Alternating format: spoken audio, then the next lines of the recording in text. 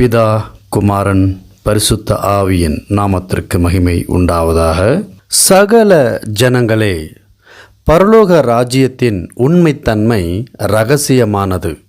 ஏற்கனவே நம்முடைய சேனலில் பதிவிடப்பட்டிருக்கிறது. தேவ ராஜ்யத்தை அறிந்தவன் தேவ ராஜ்யத்திற்கான கிரியைகளை இந்த பூமியில் செய்வான். தேவ ராஜ்யம் அடைய நமக்கு மூலதனமாக இருக்கிறது நேரம். நேரம் எல்லா மனுஷனுக்கும் சமமாகவே கொடுக்கப்பட்டிருக்கிறது.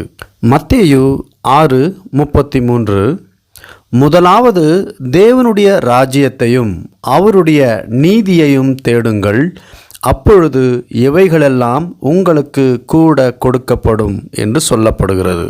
தேவ ராஜ்யம் அடைய எல்லா மனுஷருக்கும் மூலதனமாக இருப்பது நேரம். நேரத்தை முதலாவது தேவனுடைய ராஜ்யத்திற்காக, அவரின் வார்த்தைக்கும் அவரிடம் ஐக்கியமாக ஜெபம் நமக்கு மிகவும் அவசியமாக இருக்கிறபடியால் தேவ வார்த்தையை கேட்பதும் ஜெபத்தில் உண்மையும் உத்தமமாய் இருதயத்தை கொடுப்போமானால் மீதமுள்ள நேரத்தை தேவ வார்த்தை நாள் முழுவதும் நம்மை வழிநடத்தும். நமக்கான இலக்கு தேவ ராஜ்யம். தேவ ராஜ்யத்திற்கான கனி கொடுக்கிற நிலமாக நம் இருதயத்தை பக்குவப்படுத்தி, இருதயத்தை கர்த்தருடைய வார்த்தை தங்கி கிரியை செய்கிற நல்ல நிலமாக நம்முடைய இருதயத்தை பக்குவப்படுத்துவோம். சகல இஸ்ரவேல் ஜனத்தாரை அழைத்து அவர்களுக்கு முன்பதாக தேவனின் சகல நன்மைகளையும், எகிப்து தேசத்திலே அடிமைகளாக இருந்த நாள் முதற்கொண்டு ஒவ்வொரு காலகட்டத்திலும் தேவன் தம் ஜனங்களை நடத்திய விதத்தை தேவ மனுஷர் பேசுகிறது தேவன் அவர்களுக்கு கொடுத்த ஞானம் எனலாம்.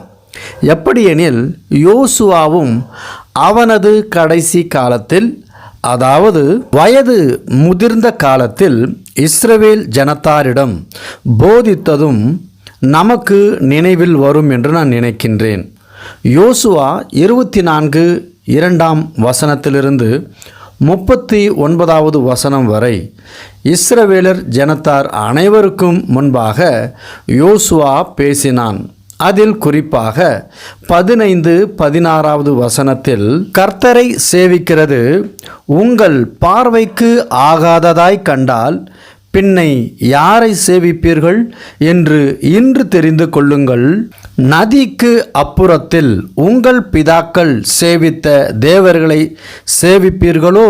நீங்கள் வாசம் பண்ணுகிற தேசத்து குடிகளாகிய எமோரியரின் தேவர்களை சேவிப்பீர்களோ என்ற கேள்வியை இஸ்ரவேல் ஜனத்தார் அனைவரிடம் யோசுவா கேட்ட பிறகு, நானும் என் வீட்டாருமோவென்றால் கர்த்தரையே சேவிப்போம் என்றான்.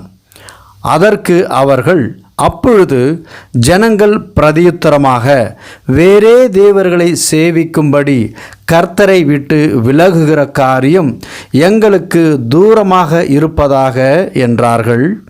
யோசுவா காலத்தில் நடந்த விதமாகவே இங்கே தீர்க்கதரிசி சாமுவேல் பேசுகிறதை கவனிக்கும் பொழுது, தேவனால் தெரிந்து கொள்ளப்பட்ட மனுஷன் தேவனுக்கு முன்பதாக உத்தமமும் உண்மையுமாய் ஜனங்களுக்கு முன்பதாகவும் ஒழுக்கம் நிறைந்த மனுஷராக இருக்கிறதை நன்கு கவனிக்க முடிகிறது. சாமுவேல் இஸ்ரவேல் ஜனத்தாரை அழைத்து அவர்களுக்கு சொன்னது என்னவென்றால், தேவனுடைய ஜனங்களாகிய இஸ்ரவேலரே, கவனியுங்கள், நான் என்னுடைய சிறிய வயது முதல் கிழவனும் நரைத்த முடியும் உள்ளவனாக உங்கள் முன்னே இங்கே இருக்கிறேன். நீங்கள் என்னிடத்தில் கேட்டுக்கொண்டபடியெல்லாம் உங்களுக்கு ஒரு ராஜாவை ஏற்படுத்தினேன். இப்போது அவர் உங்களுக்கு முன்பாக உங்களை ஆண்டு கொண்டு இருக்கிறார். தீர்க்கதரிசி சாமுவேல் உத்தமமும் உண்மையுமான தேவனுக்கு ஊழியக்காரனாக இருந்ததை திறந்த புத்தகமாக வெளிப்படையாக பேசுவது அவரின் உண்மைத்தன்மையும் தேவனுக்கு கீழ்ப்படிந்த அர்ப்பணிப்பை வெளிப்படுத்துகிறது. அது என்னவென்றால், நான் இருக்கிறேன் எப்படியெனில், கர்த்தரின் சந்நிதியில் கர்த்தர் அபிஷேகம் பண்ணி வைத்தவருக்கு முன்பதாகவும் என்னை குறித்து சாட்சி சொல்லுங்கள். சாமுவேல் தேவனை முன்னிலைப்படுத்துவது குறிப்பிடப்பட வேண்டும். ஏனென்றால் சாமுவேல் 10ஆம் அதிகாரம் 1வது வசனத்தில் சாமுவேல் தைல குப்பியை எடுத்து சவுலின் தலையின் மீது ஊற்றி அவனை முத்தம் செய்து, கர்த்தர் உன்னை அவருடைய சுதந்திரத்தின் மேல் தலைவனாக அபிஷேகம் பண்ணினார் அல்லவா என்றான். அப்படியென்றால் சாமுவேல் சவுலை பார்ப்பதற்கு முன்னமே, அந்த செய்தியை சாமுவேலுக்கு சொல்வதற்கு முன்னமே, அதாவது இஸ்ரவேல் ஜனத்தார் ராஜா வேண்டும் என்று கேட்டதை, சரி அவர்கள் வேண்டுதலை கேட்டு அவர்களுக்கு வேண்டுவதை செய் என்று சொன்ன மாத்திரத்தில் தேவன் சவுலை அபிஷேகம் செய்தார் என்று நாம் புரிந்து கொள்ளும் அவசியம் இருக்கிறது. ஆகவே தான் சாமுவேல் நான் என்னையை அபிஷேகம் பண்ணினேன் என்று சொல்லாமல், கர்த்தர் உன்னை தம்முடைய சுதந்திரத்தின் மேல் தலைவனாக அபிஷேகம் பண்ணினார் அல்லவா என்றான். கவனிக்க வேண்டும், அன்று இருந்த தேவ மனுஷருக்கும் இன்று நாம் காணும் தேவ மனுஷருக்கும் உள்ள வித்தியாசத்தை கவனிக்க முடியும். அது என்னவென்றால், தேவனுடைய மனுஷர் அபிஷேகம் பெற்று ஜெபித்து விடுதலை கிடைக்க தேவனை மகிமைப்படுத்தாமல், அவர் ஜெபித்தார், இவர் ஜெபித்தார், விடுதலை அற்புதம் நடந்தது என்று சொல்லுகிறதை அநேகர் கேட்டிருப்போம். ஆனால் சாமுவேல் தேவனால் தீர்க்கதரிசி என்று இஸ்ரவேல் முழுவதும் அறியப்பட்டு இருந்தாலும் அவன் தன்னை சாதாரணமாகவும் எல்லாவற்றுக்கும் தேவனை முதன்மைப்படுத்தியதை நாம் அவரிடம் கற்றுக்கொள்ள வேண்டும். மட்டுமல்ல, சாமுவேல் சிறிய வயது முதல் தேவனுடைய சந்நிதியில் இருந்தான்.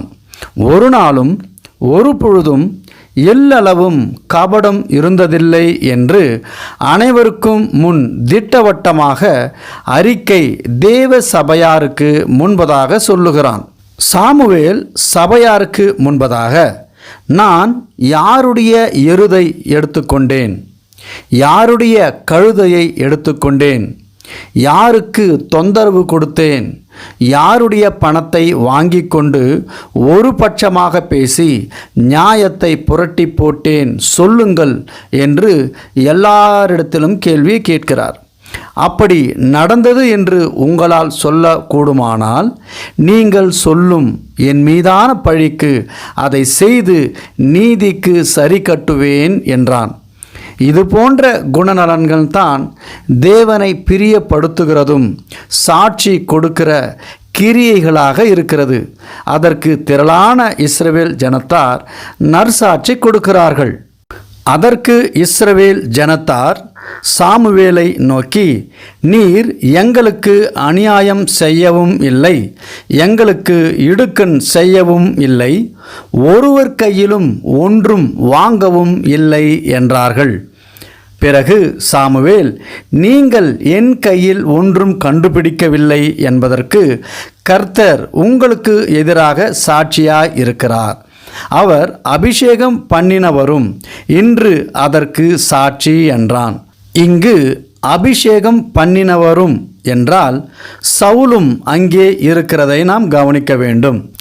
அதற்கு இஸ்ரவேல் சகல ஜனங்களும், ஆம், நீர் சொன்னதற்கு நாங்கள் எல்லாம் சாட்சிதான் என்றார்கள். பிறகு சாமுவேல் சகல இஸ்ரவேல் ஜனத்தாரிடத்தில் தேவனின் மகிமையையும் வழி நடத்தி வந்த விதத்தையும் விவரிக்கிறான். அது என்ன என்றால், மோசேவையும் ஆரோனையும் ஏற்படுத்தினவரும் உங்கள் பிதாக்களை எகிப்து தேசத்திலிருந்து புறப்பட பண்ணினவரும் கர்த்தரே.